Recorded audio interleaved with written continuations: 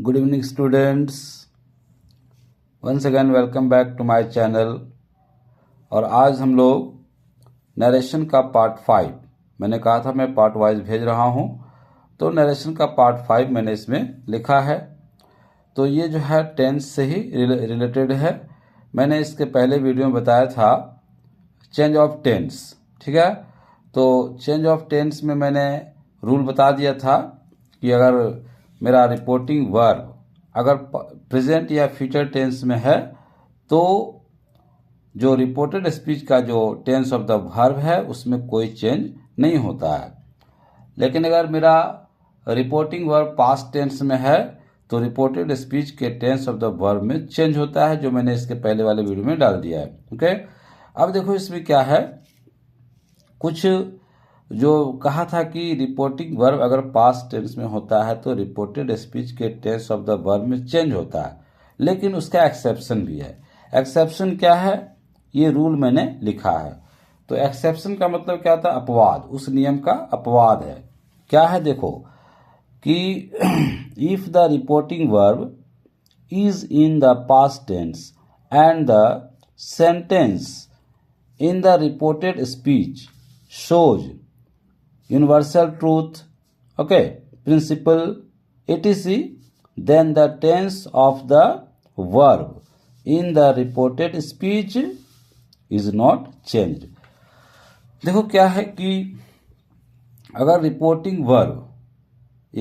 अगर reported speech में जो हमारा सेंटेंस है वो अगर हमारा यूनिवर्सल ट्रूथ को दिखाता है, मतलब शाश्वत सत्य जो पहले भी हो रहा था, अभी भी हो रहा है, आगे भी होता रहेगा, इस तरह का सेंटेंस होगा। या फिर प्रिंसिपल कोई जो है थ्योरी बना करके दे दिया गया, सेट कर दिया गया, उसको एक्सपेरिमेंट करके कोई प्रिंसिपल बना दिया गया, कोई सिद्धांत बना दिया गया, अगर ऐसा हमारा है तो मेरा रिपोर्टिंग वर्ब पास्ट में होने के बाद भी रिपोर्टेड स्पीच के टेंस ऑफ द वर्ब में कोई चेंज नहीं होगा, है ना। दिमाग में आया?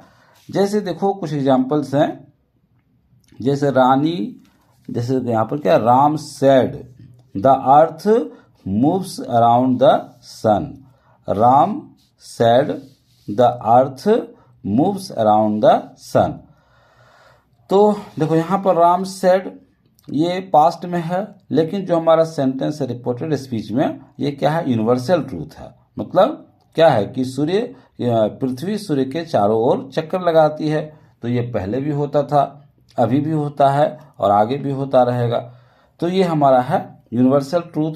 तो इसमें कुछ नहीं करना है, सिर्फ क्या करना है, राम सैड, अब यहाँ पर चूंकि कोई ऑब्जेक्ट नहीं है तो सीधा राम सैड इसको दैट से जोड़ देंगे और जो सेंटेंस हमारा यहाँ पर है उसको लिखना है, the earth moves around the sun. मतलब ये हमारा सिंपल प्रेजेंट में है तो सिंपल प्रेजेंट में ही रह जाएगा। ओके, तो Ram said the earth moves around the sun, बस सिंपल। दूसरा देखो क्या है, the teacher said water boils at 100 degree Celsius. तो ये जो है एक सिद्धांत है, एक प्रिंसिपल बना दिया गया, उसको एक्सपेरिमेंट करके देखा गया, तो उसमें क्या निकला कि वाटर जो है 100 डिग्री सेल्सियस पर बॉयल होता है।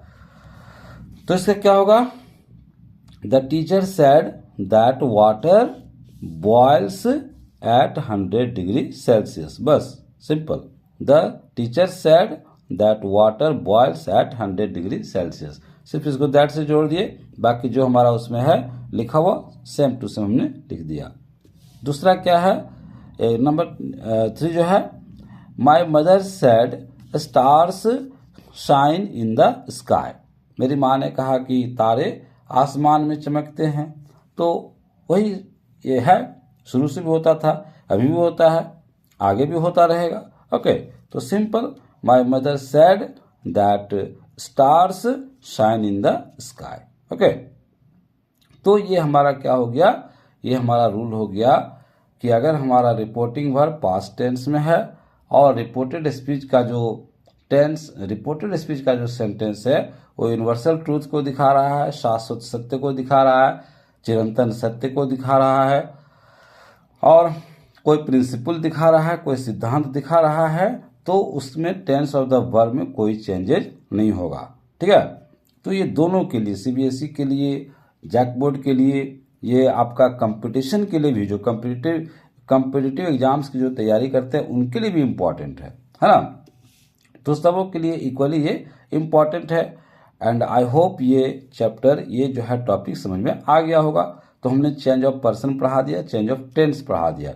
अब जनरल रूल में एक और रह गया है, change of other parts of speech. इसको हम अगले वीडियो में भेजते हैं। Okay, thank you for watching. और लाइक करो, सब्सक्राइब करो, कमेंट करो। किसी भी तरह का प्रॉब्लम है कमेंट करके पूछो, मैं कोशिश करूंगा as much as possible I will try to solve your problem. Okay, thank you.